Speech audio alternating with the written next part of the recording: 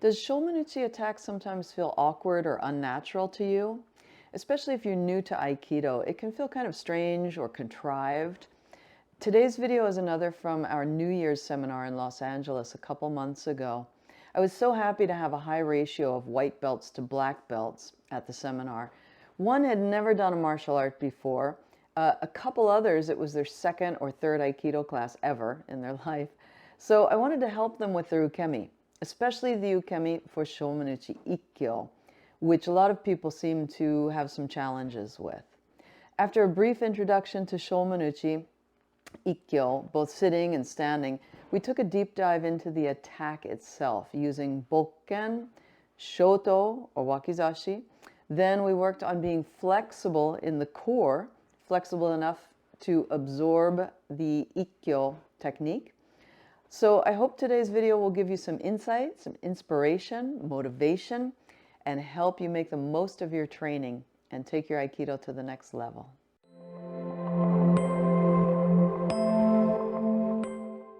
Hi, my name is Leah Suzuki, and I'm the director of Aikido Kenkyukai International USA, headquartered in Los Angeles, California. And I'm the author of the book called The Teacher from the Aiki Dialogues. Welcome to my virtual dojo, where I give you tools to help you avoid pain while making your technique more effective. Before we jump into today's video content, I want to put a resource in your hands that's free. I want to give you my shoto fact sheet with lots of info about shoto, or short sword. It's a simple PDF. The fact sheet will help you gain inspiration and new insights. It'll tell you the sizes of different blades, the benefits of using short sword in conjunction with your Aikido training, and a little bit about my background using shoto. It'll help you eliminate any ineffective or harmful patterns of movement so you can preserve your body and improve your technique and continue training for years to come. You can download it at leahsuzuki.com/shoto, S-H-O-T-O, or just click on the link in the description below. I hope you enjoy the gift, and I hope you take action on it. Let's check it out. And let's use shoto. Oh. Just move. Let your shoto. Do you see how strongly I was gripping that? Almost not at all. Imagine if you could just let go of your shoto here. Okay? So this is exactly the opposite of this. These things are slippery. I have seen this happen. Somebody tries to push. Somebody tries to push too hard, or somebody tries to push on the other person's shoto. It slips right off and hits. So the body moves. You can enter. Just like we were talking about yesterday, without the shoto, we were talking about stepping, and then you have the opportunities. We step in. Now look at this opportunity that I have. So keep this contact really soft, sensitive, okay? But move your body. Ooh. Hey, dozo. Hey, kill skirt. There! Onegaishimasu.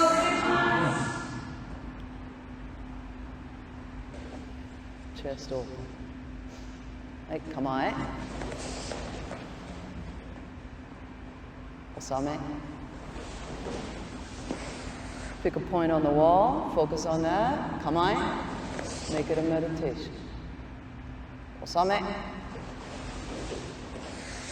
But I would encourage you to make it a meditation. Consider the zanshin. So, drawing the sword, comes out. Not finished yet. Not finished. Not finished. Not finished. Not finished. Okay? This is really valuable stuff. So let's continue. Independent study, your pace. Draw it and put it away.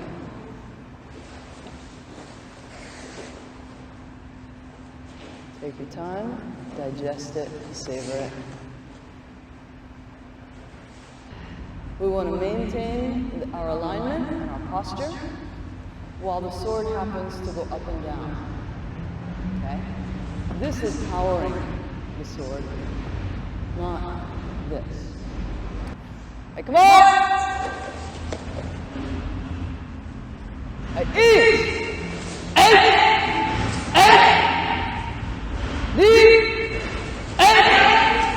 Let's switch to shoto. Hey, so we had two hands on the weapon just then, and so I didn't see anybody with the weapon over here, or the weapon over here, right? Everybody did this. No, what often happens when we get the shoto, we come out like this. Bring it into your center. If you're doing Shomen uchi ikkyo, in fact, even if you're doing kesa or yokomen uchi, we bring it into our center first. And then let your center lead the way. Okay? Not just the arm doing everything. So it comes into the center before anything. If I'm going to attack Karen right now, I don't come running up and then up into the center and then, right? She's like, feels uncomfortable. It's so open for so long. So I bring it here. And then I leave the gate, I approach for the attack, okay? So let's bring it into the center. Okay? You can let it go up, down. Let's just do the right for a while. So just shomen uchi, which means a straight vertical cut. So keep it in front of your center as it falls down. Continue.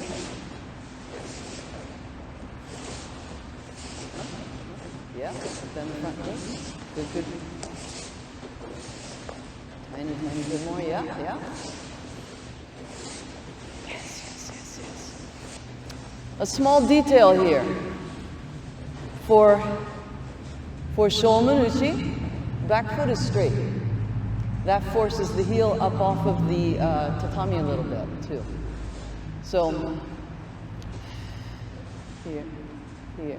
When we get into yokomen or kesagiri, then we start here still, and then the back heel drops, and the foot goes to 65 degrees. But for this one, it's straight because it's a straight vertical cut. It's not a diagonal. When the back foot is straight, that keeps our body, that keeps our hips square. Mata Sensei's influence here. Keeps our hips square against our center line, keeping us in shomen body, right? Hanmi body, shomen body. Okay, let's switch to the left hand. Again, don't be cowboying it. Bring it into the center. And then the feet together, bend in the knees. This back foot, the right foot, is going to be straight. And that'll force the heel up off of the tatami most likely. So, up.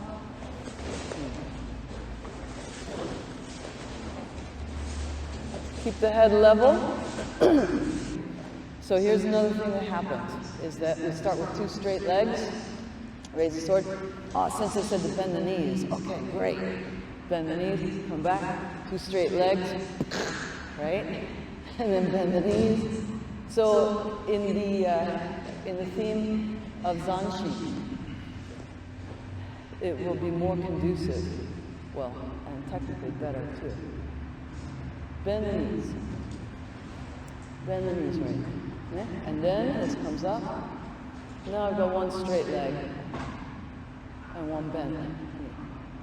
Then I come back to two bent knees. Don't just be popping up and then going down, up. So two bent knees. Here. Okay? I give it a try. When people do sword work with the short sword or the long sword, there's a lot of focus on the actual cut. Ha! Right? So what I want is for us to continue working on letting this fall rather than cutting, right? But also I want us to focus on the up. okay? When this is going up. And when you, I'll just show it, you don't have to get your long swords yet. When you do get back to long sword, it's so interesting that you cut, and when people first start learning sword, they lift the sword mostly with this hand. They want to do everything with this hand, but it's actually this hand that does a lot. If you study sword, you know this. So, including going up, if you push down with this back hand, then there's this fulcrum here, and it goes up. And then, if you also unite your core with that upward movement, then it's a whole different thing from just focusing on that. So even though we just have shoto right now, and it feels different slightly,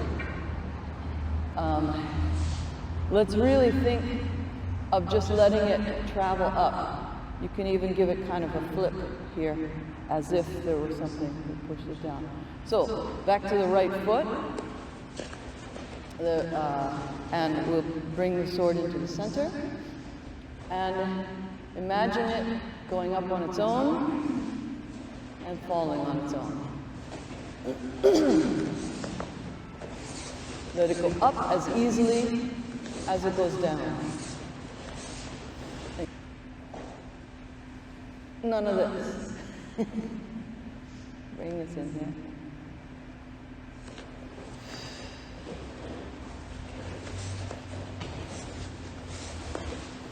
Also notice when it goes up. Don't just think about the downward cut. That was the up. That was the up. Oh.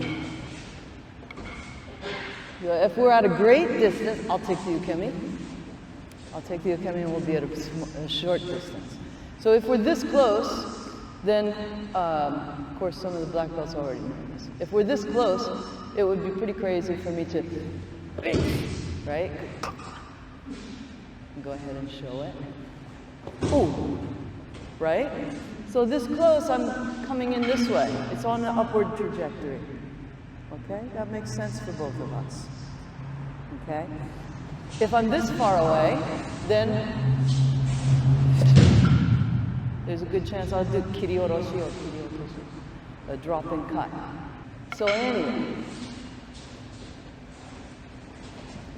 let's go back to a little bit of swariwaza actually, if the knees are okay. If not, don't worry about it. So anyway, you can see that as soon as I release Alex, she's going to switch hands. She's going to switch the shoto to the other hand, but she's going to bring her right to her center to come in for it, right? It's still on the center line, whether it's up here or down here. She's not coming at me to my side or from her side. We're doing Shomen uchi, okay? If we were doing something else, she would move differently. But she always brings it into her center, the center line of her body.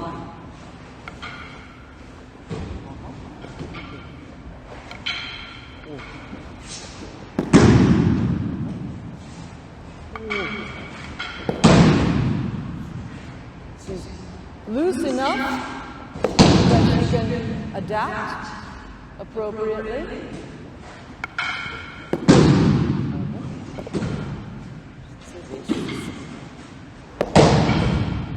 Okay? So every time that you're released, bring this back into your center, and then come up from your center. Hey, go ahead. Please stand if you've got knee or ankle issues. Okay. Take your time, don't be in a hurry.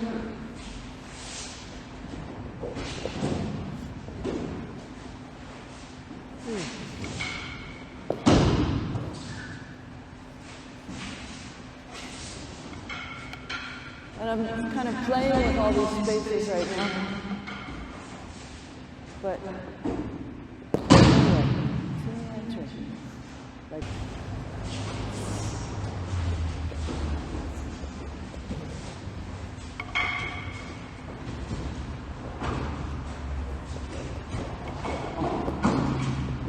Okay, go ahead. I'll take the camera. So here's another thing that sometimes happens.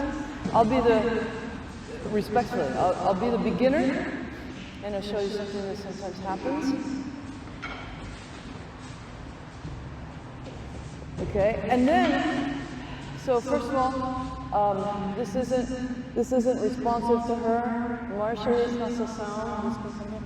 But also then what happens is that many times she starts to fiddle with like, oh, I lost her sword.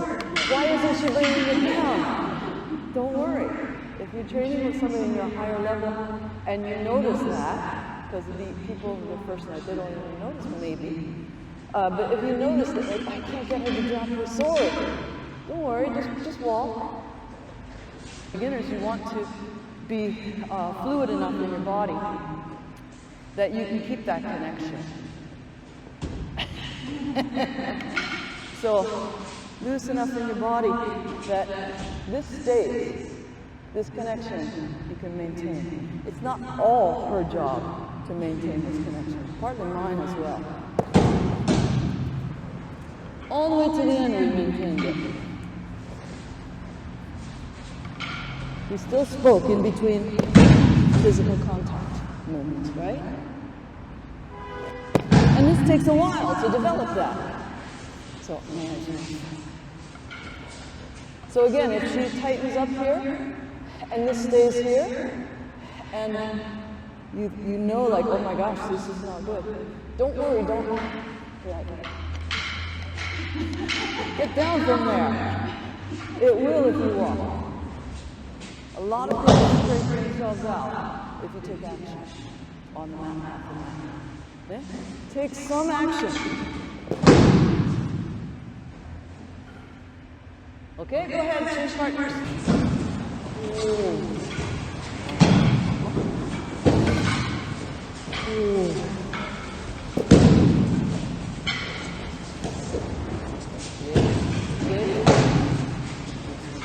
Good. Good. Put the connection. Good. Bend the knees. There it is. Yes. Again, switch hands. Yes. Yes. So now here, being so close to that. Right? So you want to feel where this goes. Slicing up. Instead of smashing down. There it is. There it is. Better keep that connection. There you go. Yes. Switch hands. Here. Good. Reach out. Yes. Good. Excellent. Yes. Then watch how Julie navigates that way. Excellent. She's reaching out already. Close my hand. If she goes for Kirioroshi at this distance, Kirioroshi. Yeah. So this distance is always coming this way. It becomes her defense rather than her offense. You're already going to use it for offense. It's a different concept. It's not super clear yet. Yes, good. Reach out. Yes. Good. Yes. Good. Switch and reach out. Yes! Beautiful. In conclusion, I hope you found that helpful and interesting. Thanks so much for tuning in. Let me know in the comments section if you sometimes use shoto in your training. And let me know what seminars you've attended so far this year, or which ones you plan on attending this year. Of course, please feel free to leave other questions or comments in the comment section as well. Again, I want to give you my gift, the Shoto fact sheet. The fact sheet will help you gain inspiration and new insights into your Aikido training. It'll tell you the different sizes of blades, the benefits of using Shoto in conjunction with your Aikido training, and a little bit about my background using Shoto. Just click on the link in the description below or type in leahsuzuki.com/shoto. Thanks so much again. See you next time. Bye-bye.